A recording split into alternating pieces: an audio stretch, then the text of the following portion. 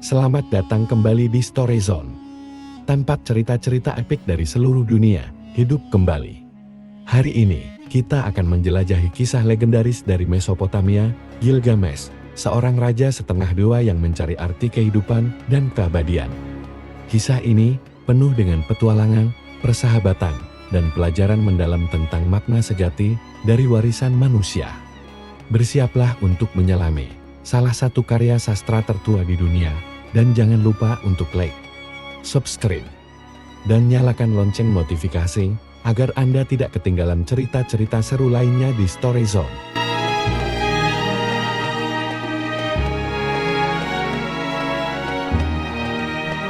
Di kota kuno yang bernama Uruk, yang terletak di Mesopotamia, berdirilah kerajaan yang besar dan megah.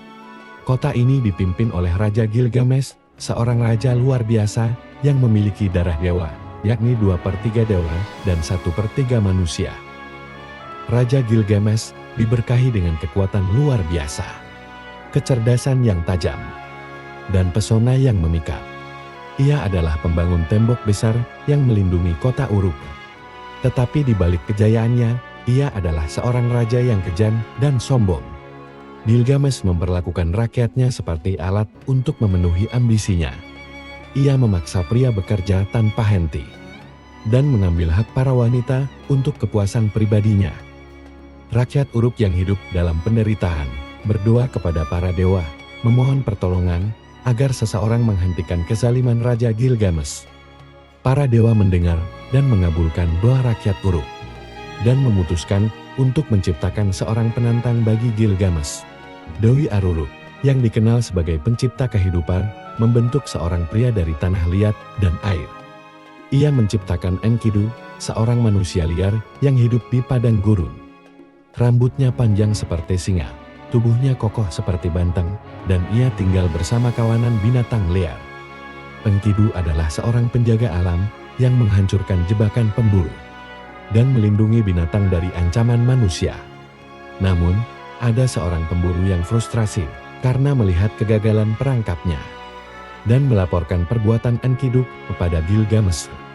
Sang raja mengutus seorang pendeta perempuan bernama Samhat untuk menjinakkan Enkidu. Samhat mendekati Enkidu di sebuah sungai dan menggunakan kelembutan serta kebijaksanaannya untuk menarik perhatian Enkidu. Ia memperkenalkan makanan, pakaian, dan cara hidup manusia kepada Enkidu.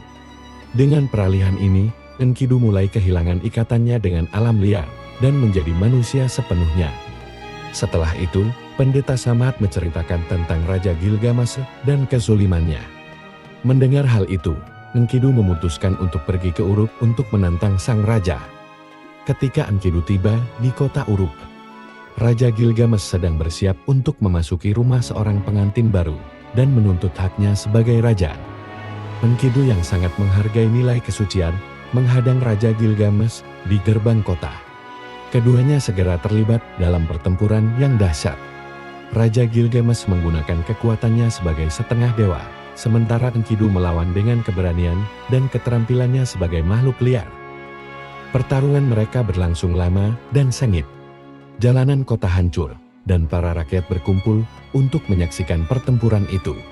Akhirnya, Gilgamesh berhasil menjatuhkan Enkidu, tetapi ia merasa kagum dengan kekuatan dan keberanian lawannya. Gilgamesh dan Enkidu tidak lagi memandang satu sama lain sebagai musuh, tetapi sebagai teman sejati.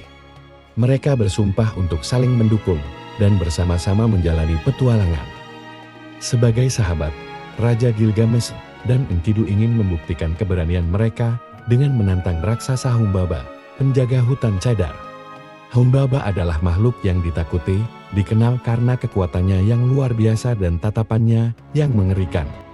Hutan cadar adalah wilayah suci, tetapi Raja Gilgamesh yakin bahwa menaklukkan Humbaba akan memberinya nama yang akan dikenang selamanya. Sebelum berangkat, Raja Gilgamesh memohon perlindungan kepada Dewa Matahari Shamash yang memberkati mereka dengan kekuatan ilahi. Mereka melintasi gunung dan lembah, menghadapi mimpi-mimpi buruk dan godaan untuk menyerah. Namun, dengan semangat persahabatan mereka, keduanya berhasil mencapai hutan cadar. Di sana, Humbaba muncul dengan amarah yang menggelegar. Ia mencoba mengintimidasi Raja Gilgamesh dan Enkidu. Tetapi mereka tetap teguh. Setelah pertempuran panjang, mereka berhasil mengalahkan Humbaba dengan bantuan Dewa Samaase. Humbaba memohon belas kasihan. Tetapi Raja Gilgamesh, didorong oleh keinginannya untuk kemuliaan, memutuskan untuk membunuhnya.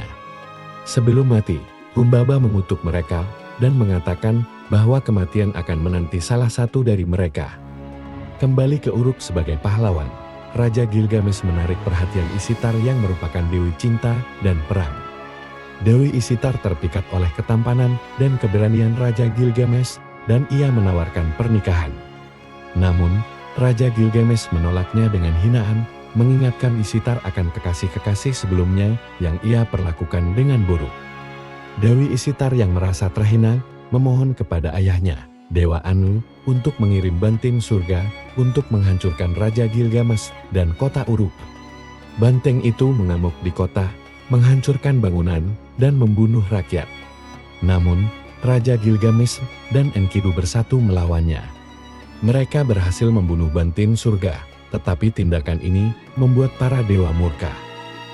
Para dewa memutuskan bahwa penghinaan terhadap Dewi Ishtar dan pembunuhan banteng surga harus dibayar dengan nyawa. Mereka memutuskan untuk mengambil Enkidu. Tak lama setelah itu, Enkidu jatuh sakit parah. Ia mulai bermimpi tentang dunia bawah, tempat roh-roh gelap berkeliaran. Enkidu merasa ketakutan dan ia menyesali petualangan yang telah membawanya pada nasib ini. Raja Gilgamesh merawat sahabatnya dengan penuh kasih, tetapi tidak bisa menyelamatkannya. Setelah beberapa hari, Enkidu meninggalkan Raja Gilgamesh dalam kesedihan yang mendalam. Dihantui oleh kematian sahabatnya, Raja Gilgamesh menyadari bahwa meskipun ia setengah dewa, ia tidak bisa menghindari kematian. Ia memutuskan untuk mencari keabadian dan perjalanannya membawanya ke ujung dunia. Raja Gilgamesh melewati rintangan besar, termasuk hutan gelap, gunung kembar, dan lautan yang tak berujung. Ia bertemu Siduri, seorang wanita bijak, yang memperingatkan bahwa mengejar keabadian adalah usaha sia-sia. Namun, Raja Gilgamesh tetap melanjutkan perjalanan hingga ia bertemu dengan Utnapishtim, satu-satunya manusia yang diberi keabadian setelah selamat dari banjir besar. Utnapishtim memberi Raja Gilgamesh ujian untuk tetap terjaga selama 7 hari. Sebagai syarat mendapatkan keabadian. Namun, Raja Gilgamesh gagal karena ia tertidur. Sebagai belas kasihan, Utnapishtim memberitahunya tentang tanaman kehidupan yang dapat memulihkan masa muda. Raja Gilgamesh berhasil mendapatkan tanaman itu, tetapi saat ia beristirahat sejenak, seekor ular mencuri tanaman tersebut dan memakannya.